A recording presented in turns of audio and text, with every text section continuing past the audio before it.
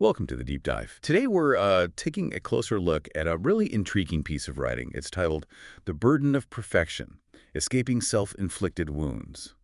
And our mission really is to pull out the key insights about something super common, but often, well, pretty painful, this drive for perfection.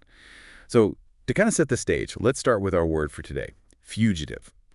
The source defines it simply as a person who runs away to avoid being captured or arrested. And, that word immediately makes you think, doesn't it? When was the last time you felt like you needed to run away from something?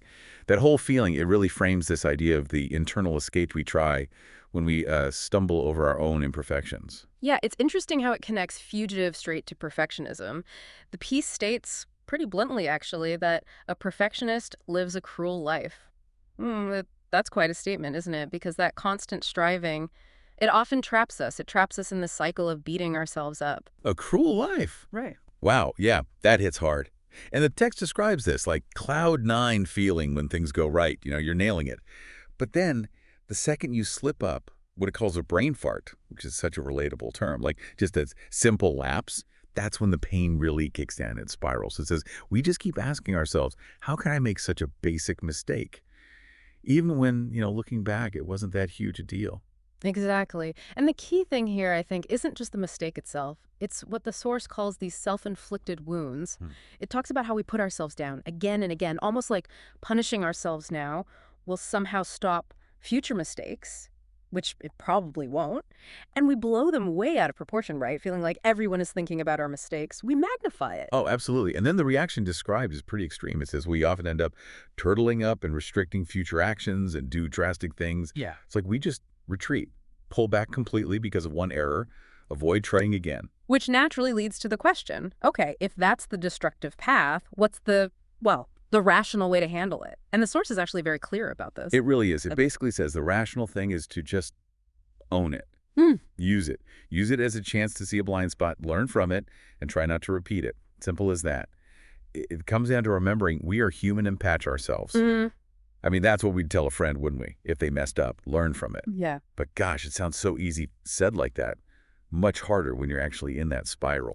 Exactly. And the author acknowledges that directly. They share this really personal bit about how hard that rational approach feels in the moment, describing feeling dazed and overwhelmed right after making a mistake, even though they knew the rational thing to do. Yeah, that dazed and overwhelmed feeling. So relatable. And the advice looking back is super practical. I should have taken a deep breath and retraced my steps no matter how busy it has gotten. Just that pause, that moment to recenter yourself. Right. And what's really useful are the lessons drawn from that experience about managing everything. Ourselves, our workload. The author mentions needing to recognize when they're spread too thin. The need for self-care. It's a good reminder, isn't it? To be realistic, stay vigilant, especially when things feel high stakes, personally or like in the source, financially. Yeah, definitely. Then the story moves to a work situation where this same kind of internal struggle happens. The author's got a rhythm going, and then it gets kind of thrown off by a new colleague. And this is where the author gives maybe a slightly challenging take on handling disruptions from others. Looking back, they think, I should recognize that may happen and act like they are not there. It suggests needing to keep focus, set some boundaries. The source mentions that frustration, feeling like I don't have time for others to be in my way when they are not really helping. And of course, that's where the self-blame can sneak back in, even when there was an external factor. The author admits, I dropped to their level of care and lost my focus. It ends with this really honest thought. I hate to blame it on others, but it's my fault for being drawn in. I know better next time to care less and focus more on my job as normal. It just shows that internal fight we have, doesn't it? Even when outside stuff plays a role. Yeah. Where does all this leave us as we kind of wrap up this deep dive? Let's think about the quote of the day provided. A shadow is proof that the sun still sees you. Oh, that's beautiful, isn't it? It makes you think. Our flaws, our mistakes, those brain farts, they're proof we're actually here, engaging, doing things. Even when we feel like that fugitive running from our errors, the shadow means we're still present, still seen by the sun, so to speak. Exactly. And there's this image mentioned alongside the quote.